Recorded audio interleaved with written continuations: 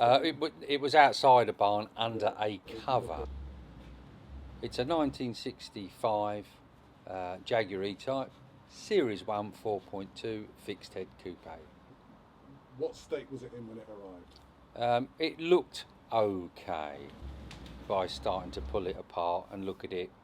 The usual story was all the floor sections, inner sill sections, lower boot floor, quarter panels. So it was basically the lower half of the car that was pretty bad.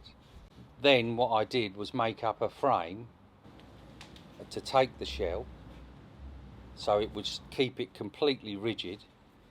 So then I could cut all the floors, so then I could work on that and put new sections in.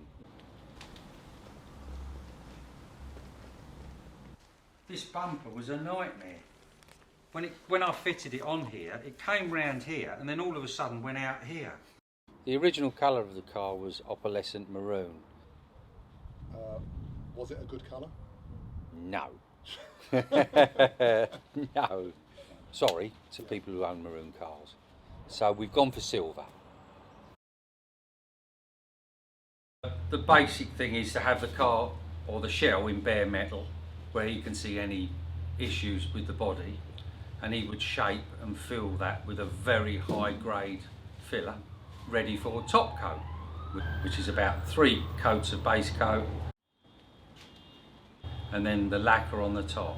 Supplied by Hudson's as a jigsaw puzzle, which was a lot of work.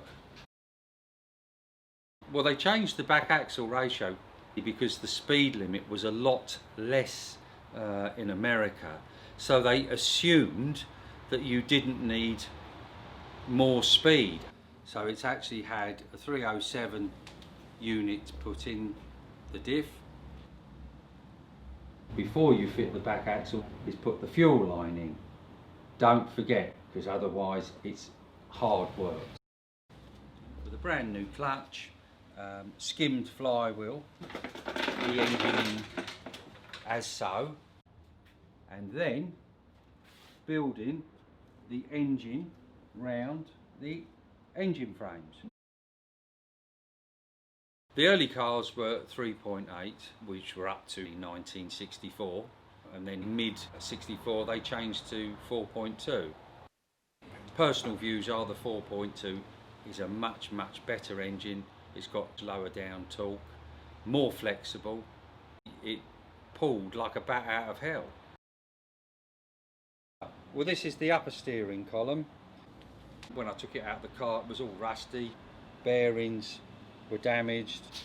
UJ was damaged. So complete strip down, nice clean up, and get it up into good order. The Moss gearbox was fitted into the XK150s, and it just went into the E-Type. My personal view, I think that's wrong, because the E-Type was brand new and it should have had an all-synchro box. Some people can get on very well with the Moss gearbox.